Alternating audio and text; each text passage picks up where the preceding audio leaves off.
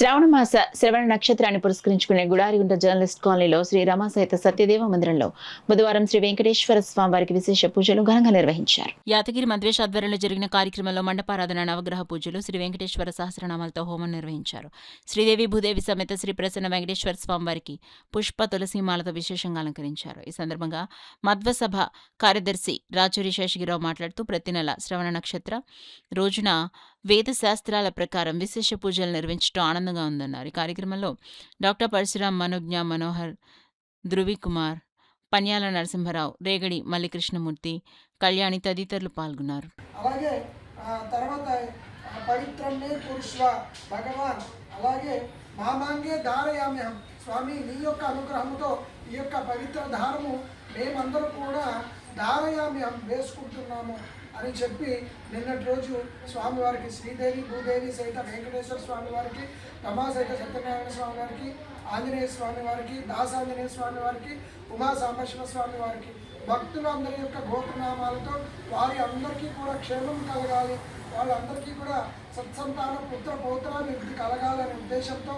నిన్న రోజు స్వామివారికి పవిత్రోత్సవం చేయడం జరిగినది. ఈరోజు ఏమిటంటే శ్రవణ నక్షత్రము, అందులో శ్రావణ మాసము, మహాలక్ష్మి మాసం అని కూడా అంటాము. అందుకని ఆ శ్రవణ నక్షత్రం రోజున ప్రతి మాసము అంటే అధిక మాసం మొత్తము కళ్యాణం చేశాము. ఆషాఢ శ్రవణ నక్షత్రం కూడా కళ్యాణం చేశాము. ఈసారి శ్రవణ నక్షత్రం రోజున శ్రీనివాసుని యొక్క సహస్రనామములు, అలాగే ఆదిత్యాది నవగ్రహాలు, అష్టదిక్పాలకులతో హవనము చేయడము జరిగినది. ఇదంతా కూడా చేయాలంటే భగవంతుడి అనుగ్రహము, ఇంకా విశేషంగా గురువుల అనుగ్రహం ఉండాలి.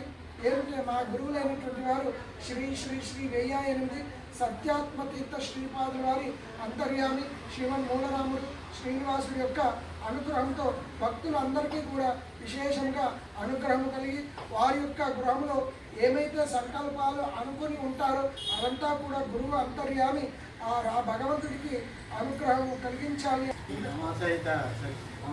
సత్యనారాయణ స్వామి మందిరం నందు వెంకటేశ్వర సహస్రనామ హోమం జరగడం, పవిత్రోత్సవం జరగడం, దానికి ప్రత్యక్షంగా మేము ప్రత్యేకంగా పాల్గొని ఈ హోమ కార్యక్రమంలో మేము మతసభ కాకినాడ తరఫున ఇక్కడికి వచ్చి ఇందులో పాల్గొంచుకుని ఆ స్వామి అనుగ్రహాన్ని పొందడానికి ఇక్కడికి వచ్చాము. ఆ ధన్యము